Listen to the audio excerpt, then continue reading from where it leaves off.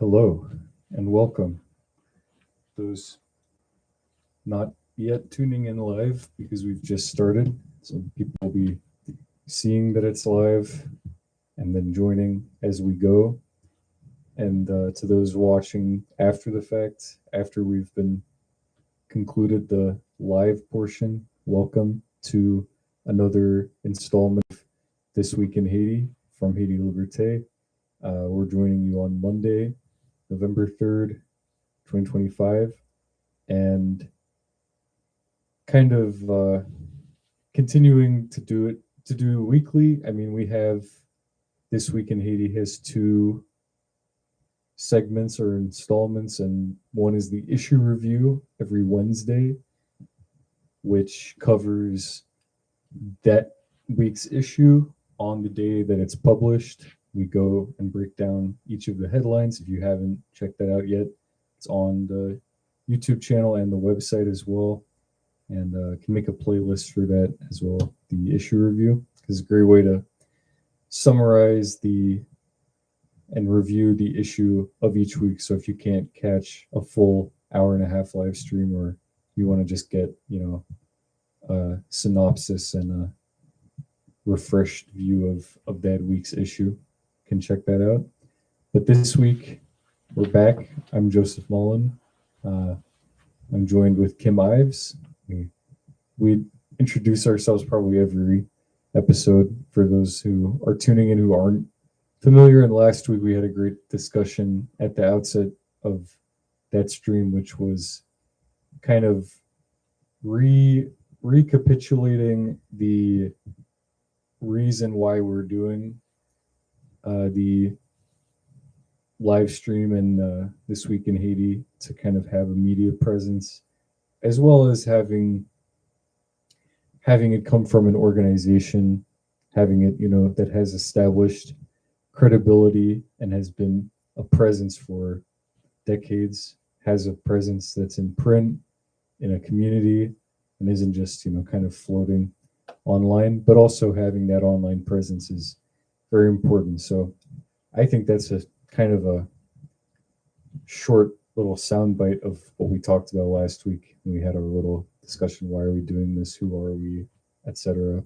But anything you want to add to begin?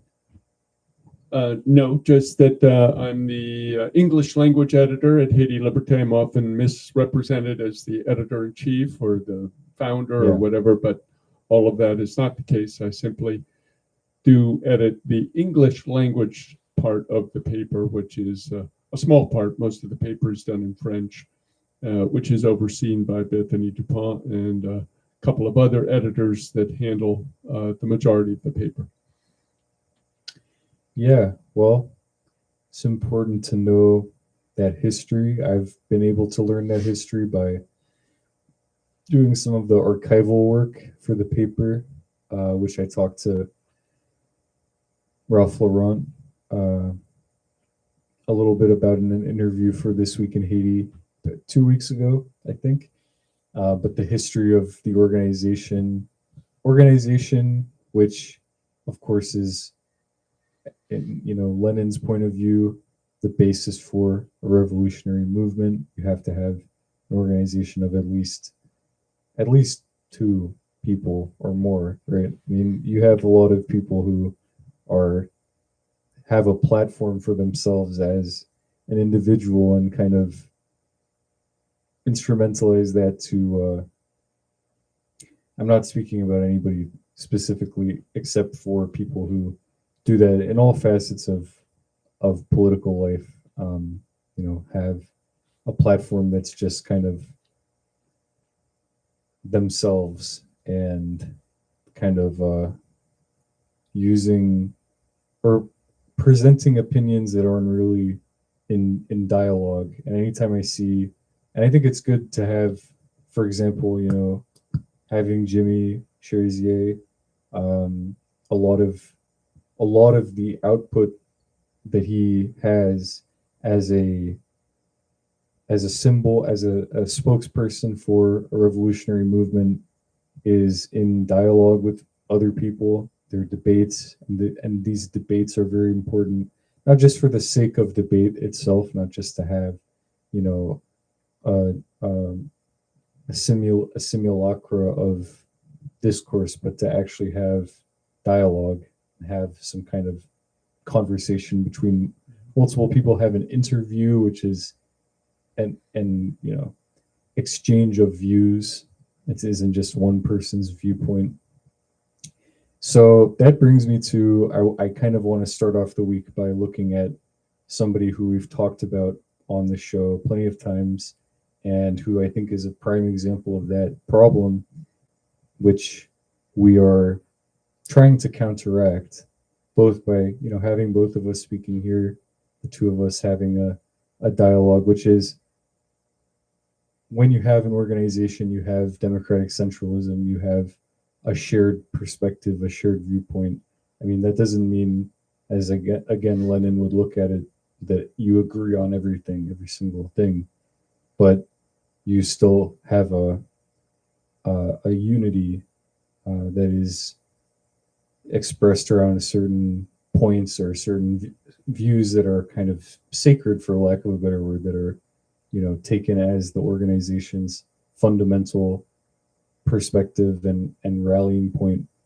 So I want to look at, we had a couple of weeks ago on the show, we were kind of reacting to Wooster, Henry T. Wooster, who is the ambassador Chargé d'affaires of the United States in Haiti. And just for listeners, the difference being Chargé d'affaires is not somebody who has actually been officially accepted by giving his, what they call the lettre de créance, the credentials to the government, because there is no government to receive them. So he's a Chargé d'affaires, even though he's in fact who the U.S. is using to represent themselves in Haiti. Yeah, I mean, that's very important, because when you have, you know, an unrecognized and illegitimate government, when the state doesn't care for the viewpoint of the people, the majority of the people, and it's quite literally imposed by a foreign power, which is contrary to everything that the foundation of a new state, a proletarian state, after the Haitian Revolution, that was what it was fighting against. So yeah, Henry Wooster is, I think, a great example of someone who is claiming to represent a larger, you know, speak on behalf of the people, and that we're in there and we want to fight abuse, and we want to fight for the people, the what Nixon would have said, the silent majority. And then in their case, they're saying, well, there's you know, people in the diaspora, and there's people in the CARICOM and the neighboring states and all this stuff. So they are invoking a we, and the we is the people who want peace, who are against chaos, who are non-violent, all this stuff. And so Henry Wooster really is a figurehead, in, of course, not the same way that Jimmy Cherizier is. I am only making a comparison because both are speaking to people. They're both using their voices, let's say. But Jimmy Cherizier is part of a revolutionary movement and is a spokesperson who puts himself out there in public to have someone who can make the points of the movement tangible, coherent, can present them, can articulate them. Whereas Henry Wooster does that, articulates the empire's point of view, and goes up for the U.S. Embassy and the State Department, and they have their own YouTube channel, which you can check out. You can watch their videos, which is funny to think of, that they have invested in propaganda. They've invested in using new media beyond just communiques. They are trying to have an online presence that is something that's accessible to people around the world. So I want to just for my own interest and for the interest of the viewers, where is Henry Wooster? What is he up to recently? Have you heard anything about his activities? I haven't. I presume he is in Port-au-Prince at the embassy.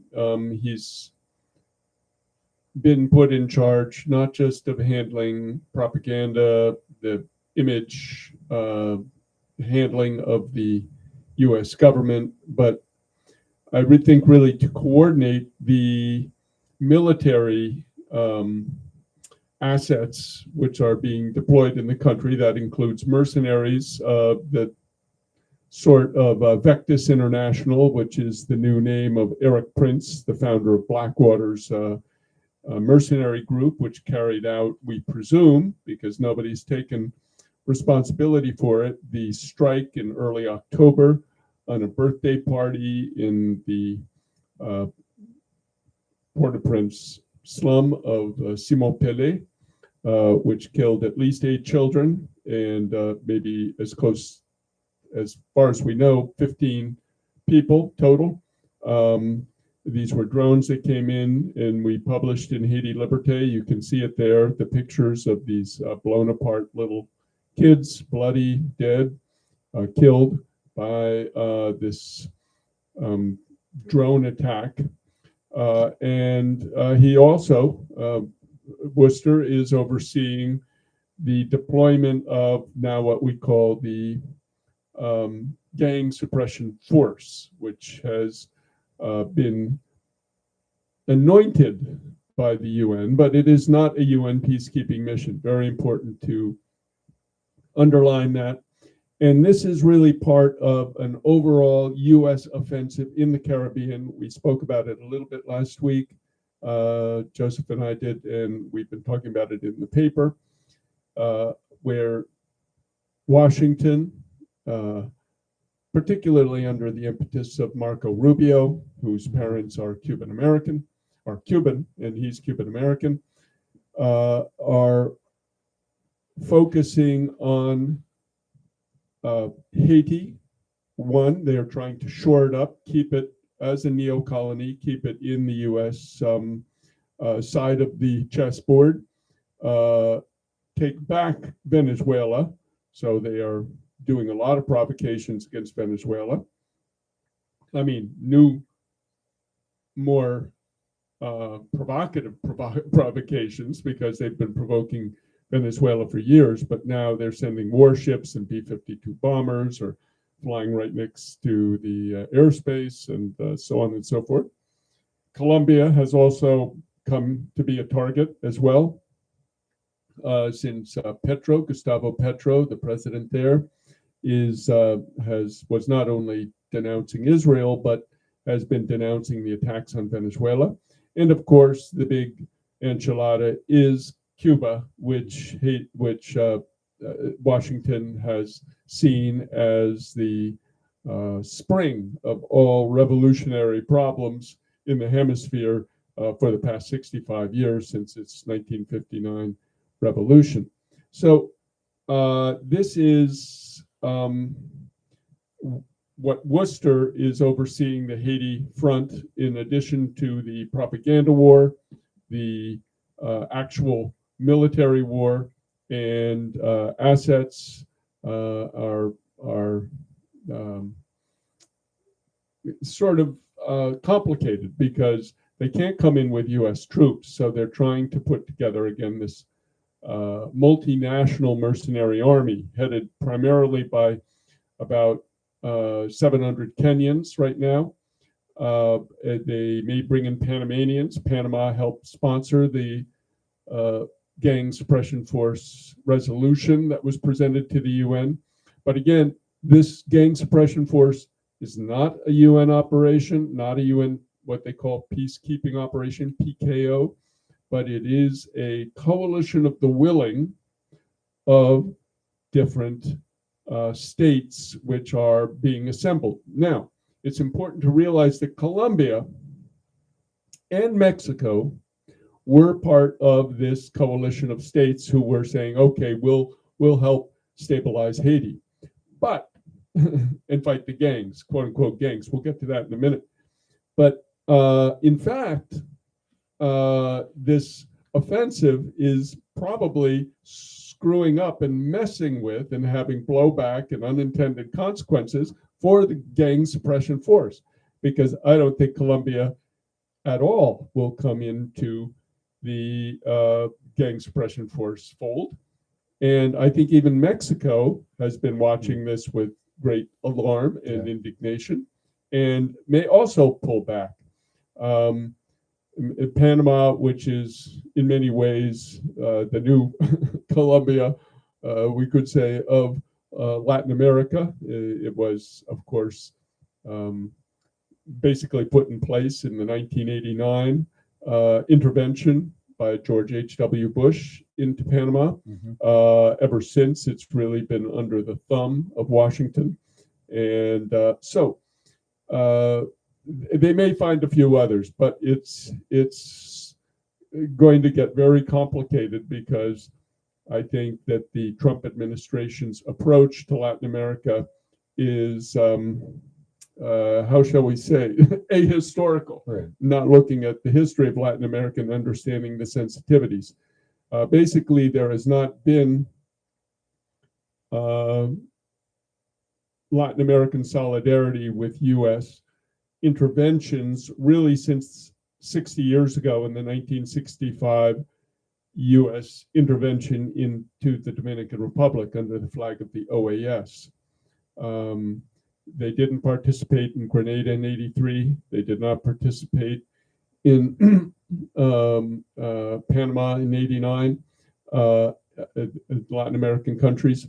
And I think it's very unlikely now, especially as the situation in Haiti becomes clearer and clearer. And we're at a moment, Joseph, where, and this was talked about in Bertini Dupont's editorial this week in Haïti Liberté, where one of the calls of Jimmy Cherizier and the Vivre Ensemble political party, which people say, how can they be a political party? Well, almost all the political parties in Haiti are simply a group of people who get together and call themselves a political party. And that's what the Vivre Ensemble did. But at least they have a more coherent or real program, which is to change the conditions of the people than many of these parties, which have very vague, abstract, almost meaningless sort of platforms and raison d'etre. So in short, they have been calling for national dialogue, saying, sit down and talk with us. So let's sit down and talk about the problems that we have taken up arms to fight for.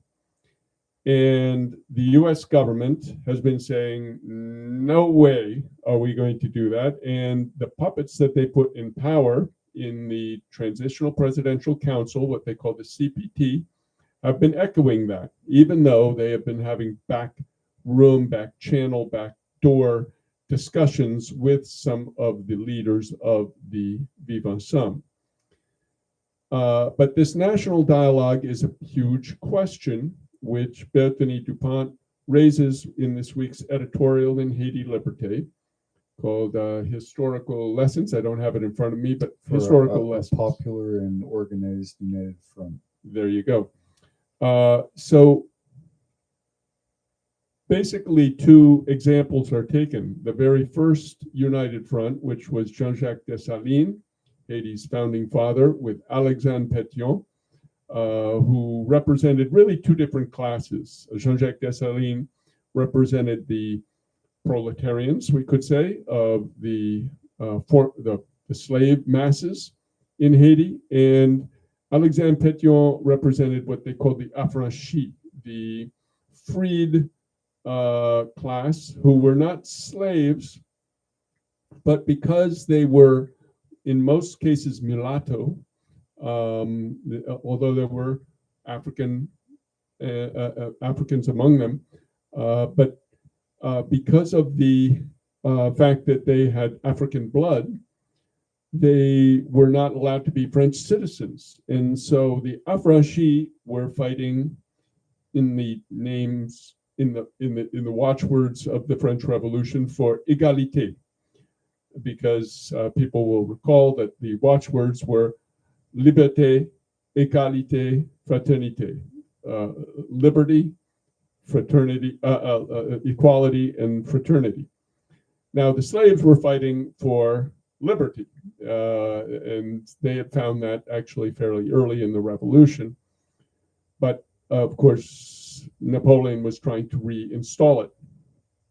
So basically, Alexandre Pétion, the affranchi, met with Jean-Jacques Dessalines, representing the slave masses, and they formed a united front in 1802, which was sort of codified and made historic in 1803, when Dessalines tore out the white of the French flag and put together the blue part representing the slave masses and the red part representing the affranchi, the mixed race affranchi, who in many cases were not only fairly wealthy and landowners, but in some cases they had been even slave owners. But in any case, the affranchi, represented by Pétion again, and the former slave masses, represented by Jean-Jacques Dessalines, united. Even though they'd been bitter enemies and had fought battles against each other, they united to form a united front which drove out Napoleon's troops and established Haiti. That was the first successful national liberation struggle in history, we could say. Because I think in many ways the American Revolution, which did happen a few years before, was really more almost of a coup d'etat of one branch of the English ruling class against another. But this was a genuine grassroots, masses, and the first and last successful slave revolution. Yeah. Okay, so that was the first case presented in that editorial. And the second was the unity between Mao Zedong's forces of the Red Army, the Chinese communists, with Chiang Kai-shek, who headed the Kuomintang, which was we could say a comprador force, a comprador representative who was looking to make some kind of deal with imperialists, but he agreed to join with Mao Zedong to drive out the Japanese imperialists. And this is what allowed China to eventually not only drive out the Japanese, but come to their revolution in 1949. So both of these were summoned as examples in Bethany's editorial as the reason why there should be a national dialogue between the forces in Haiti, as the Vivant Ensemble has been asking. However, the big question comes, and he raises this, he says, what is Haiti going to do? We now see this CPT set in place by Anthony Blinken and the US government, which Henry Wooster and all the forces of the empire are coming to back and push. Where are they going to stand in this offensive of US imperialism in the Caribbean against Venezuela, Colombia, and Cuba, which the Venezuelans are saying, come rally with us, join with us, Latin America, in a united front against US imperialist aggression.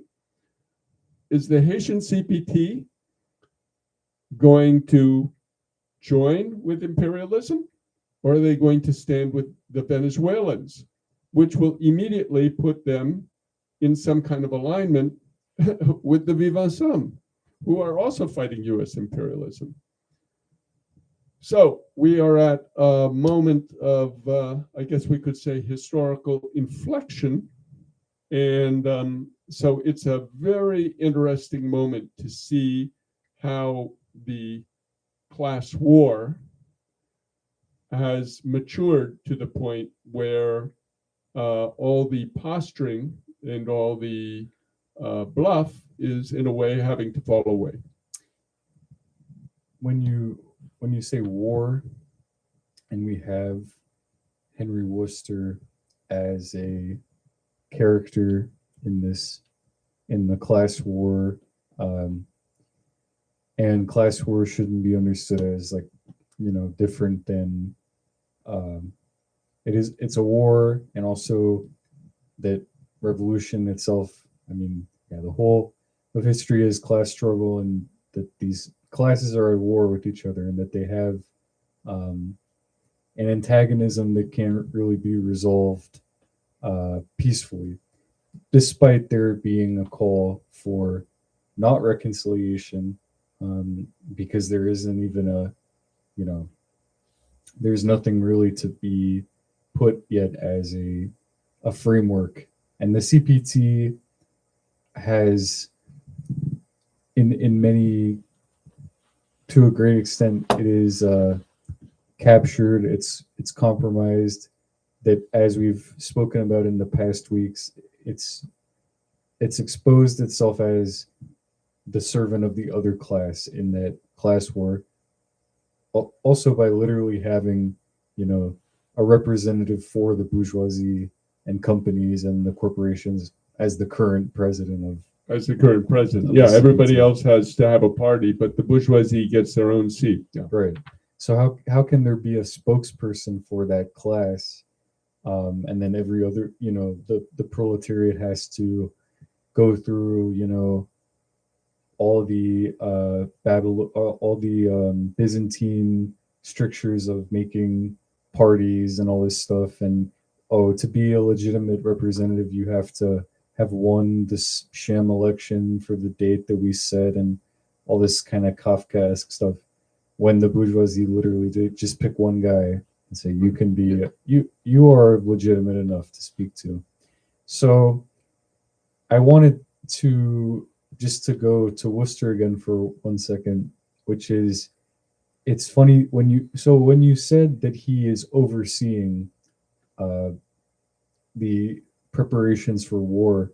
I mean, yeah, you could call him an overseer, and that I think would be an accurate term to use. But also that he's kind of like he's a diplomatic liaison. He is a military, because we're understanding this as a war.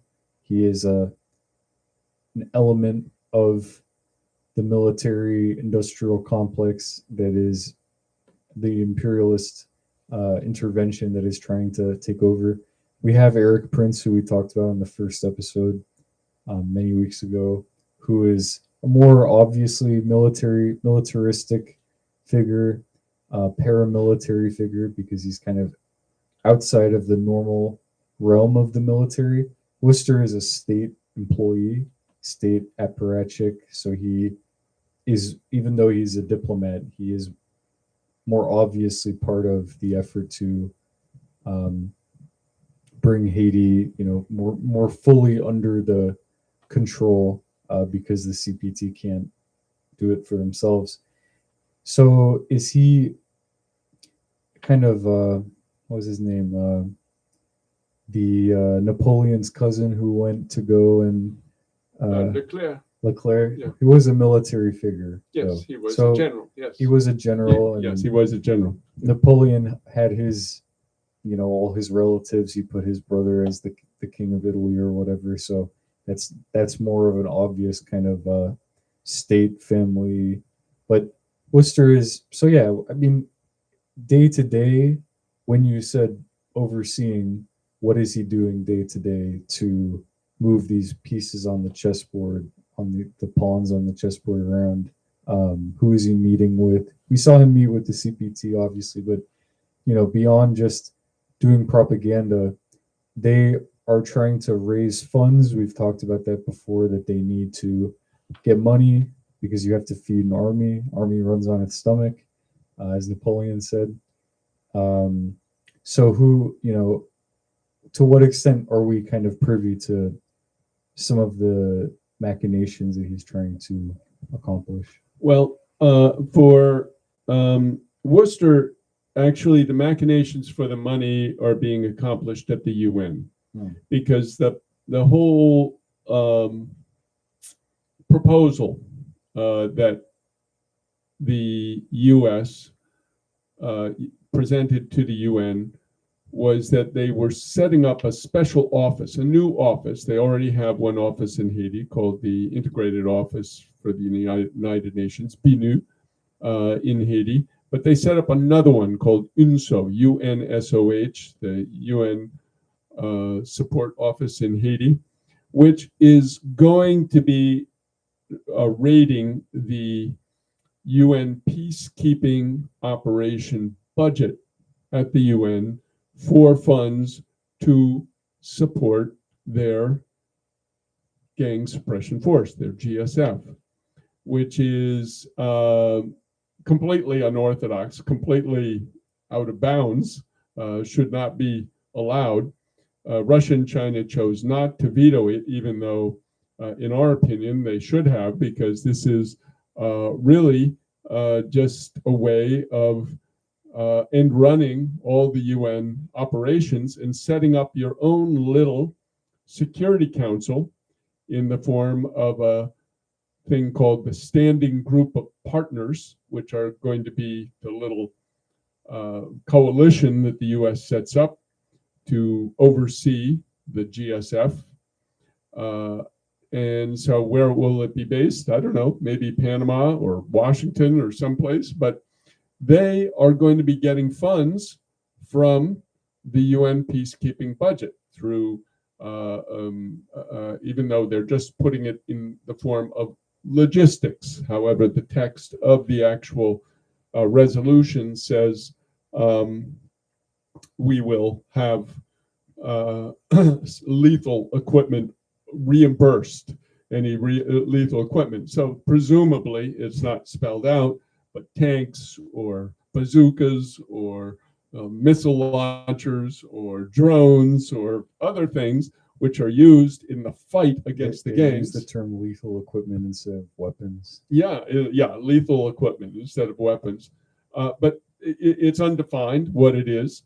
So basically, even though they're saying, oh, it's just logistical support, we're just going to help them get some, vehicles and a building here and there and some helicopters, so we're not really involved in the actual peacekeeping operation. We're just helping logistically. So they're doing this sort of shell game, sleight of hand move to get to the budget, which is completely wrong and should be stopped.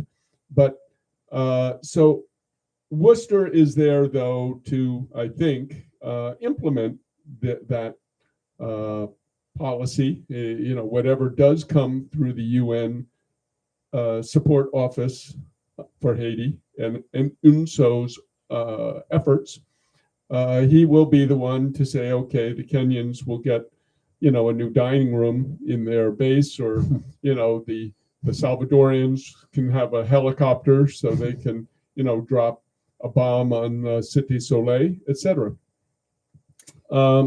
So all of this to say that I think the UN blessing given to the GSF is one of the biggest blunders ever, and it really is a low watermark, we could say, in the continuing, what can we call it, dissolution of the UN, because we've seen its complete inability to do anything about the genocide in Gaza, when you have a country who is a UN member still, Israel, just attacking wantonly, occupying wantonly, genociding wantonly thousands, hundreds of thousands of Palestinians. So now we can see the UN, which again was set up primarily by the US, France, and England to guard their hegemony and manage their hegemony over the world as it existed after the Second World War. And it should be remembered that the Soviet Union briefly withdrew from the UN in sort of outrage and protest, and that's what, in fact, allowed the UN to be the tip of the spear for the Korean War. But it came back in and said, okay, maybe we should, be in here so we can do something to break it.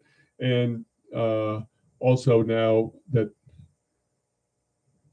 the People's Republic of China has replaced Taiwan as the Chinese seat on the Security Council, is also putting a brake on the UN's capacity. But they didn't use that brake pedal in this particular case. Joseph, I have only 15 minutes before I have to dash off. But so I just wanted to say one thing also while we're doing this stream. There's recently been a number of discussions that we've had in TikTok lives around the vivant ensemble, what are called the gangs in Haiti. And at one point, I used the term in one of those TikToks saying Kempes Sano, who was the leader of an area called Bel Air in Port-au-Prince, a neighborhood that Jimmy Cherizier was fighting with a great deal from 2000 through 2003. So basically for 4 years, that he had been a kidnapper. I mean, I didn't say this is established fact. He was in fact sentenced to life in prison for kidnapping, and his area became a kidnapping hub, a kidnapping area. Now, the irony is that a lot of people on the left, or what we call the pseudo left, the ultra left, the NGO left, the fake left, will say, oh, Jimmy Cherizier and the G9 are monsters because they had an attack on Bel Air and there were houses burned and some people died, and et cetera, et cetera. But now they are, and in fact, what they were doing objectively was defending Kempes Sano, the kidnapper, in that battle that Jimmy Cherizier was having with him in Bel Air. He was the guy running Bel Air, even though his political representatives were people like, Kempes Sano's political representatives were people like Antonio Cherami, known as Don Cateau, who was a Haitian parliamentarian, and he was himself backed up by a bourgeois called Dimitri Vorb, currently in U.S. custody, I believe. So these leftists don't point to that, but now everybody doesn't like Kempes Sano. Why? Because he actually ended up joining with Jimmy Cherizier, and he gave a speech recently, which was reproduced in Haïti Liberté in Creole, where he was replying to EFE, the Spanish agency, saying, we're going to fight till the end, and we're going to change the system here. We're going to change the situation. He was speaking in a very political and revolutionary way. Okay, so now he's been sanctioned by the U.S. The U.S. didn't sanction him when he was a kidnapper fighting Jimmy Cherizier, but now that he's joined with Jimmy Cherizier and has adopted his language, they have sanctioned him. And so in the course of one of these live streams, I referred to him as a rehabilitated kidnapper, rehabilitated in the sense that at least. So it has come up, and some people have argued, and it has been resumed that this is in some way sanitizing by saying rehabilitated kidnapper. This is sanitizing evil. It's doing propaganda for the gangs, etc. Marx said that it's true. He said this in the 18th Brumaire. It's true that men make history, but they don't always make it the way they would like. They have to do it with the tools that are at hand. They have to do it with what's in front of them. They can't do it in the way they would maybe like or imagine. So Haiti is a very broken country, a very smashed country. It's the forces that it is using to free itself are people, in the case of Viva Sum, mostly young men who have been traumatized, who have traumatized others, who have been the victims of violence, who have made other people victims of violence, sometimes retaliatory, sometimes criminal. It's a messy situation. But the fact is, and Chris Hedges, in the interview he did with Dan Cohen and myself last year, it's had millions of views, or over 1 million views, I think 1.2 million. He began by talking about a book by Eric Hobsbawm, the great Marxist historian, called Bandits, a book which I want to read myself. But it looks at the history of how many bandits ended up becoming revolutionaries, even communist revolutionaries. And, Pancho Villa comes to mind, who was a highwayman in Mexico, but he went on to become one of the great icons and leaders of the Mexican Revolution. So all of this comes down to another one of the great formulations, which was done by actually Noam Chomsky, which is setting the parameters of debate in a question. And the parameters of debate or discussion in the case of Haiti have become, this is a struggle of civil society, upright people against the gangs, down, criminals, people who have nothing, which is a completely false presentation of the problem. This is not what we are facing. And this is what Henry Wooster is trying to argue, that he's representing civilization, yep, civil society, the people, all the good, upstanding people. And those people are nothing but deviants, psychopaths, monsters who are capable of anything. This is a complete perversion of reality. Perversion of reality. The fact is, this is the proletariat of Haiti and the lumpen proletariat rising up against the criminal treatment they have received for decades by government after government from Duvalier onward. And Aristide began to try to address this in a very social democratic and moral way in the early 1990s, after his election on December 16th, 1990, and inauguration on February 7th, 1991. But he immediately was smashed with 2 coups d'etats and 2 foreign military interventions that followed. And this just stopped, or this was like putting a cork in the bottle. Instead of resolving the problem, this just made the anger and violence grow. And the result is what we see today. So we have a uprising from the ghettos of Haiti, from the lower classes of Haiti, against this system. Are there people who have committed crimes among those rising up? Yes. Should they be judged one day or atone for their crimes? I think everybody agrees that would be a good thing.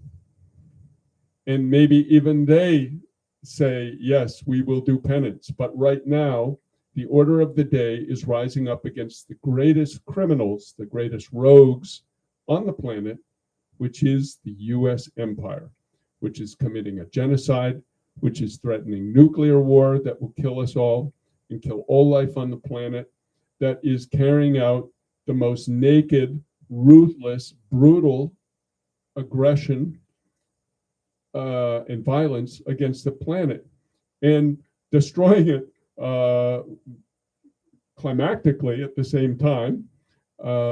So we really have to reframe the picture, look at the parameters. As Noam Chomsky said, they tried to set the parameters of debate, the boundaries of discussion, of opinion, and generate great discussion in it. But the debate is not, as Henry Wooster and some people on TikTok and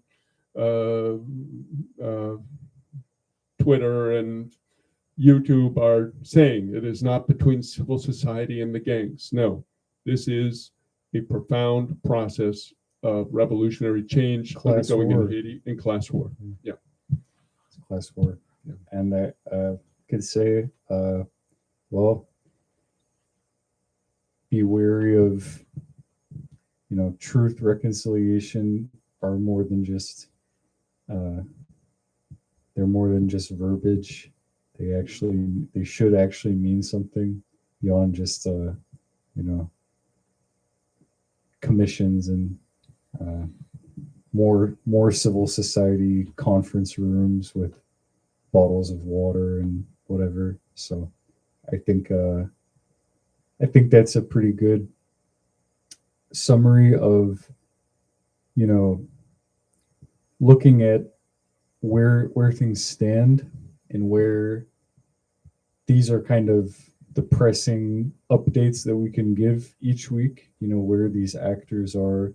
But a lot of what you just said, Kim, is not really up for debate. It's not a subject that can really, a class perspective can't be shaken easily from, we're not going to get up each week and have to relitigate the class perspective because it just is kind of the bedrock.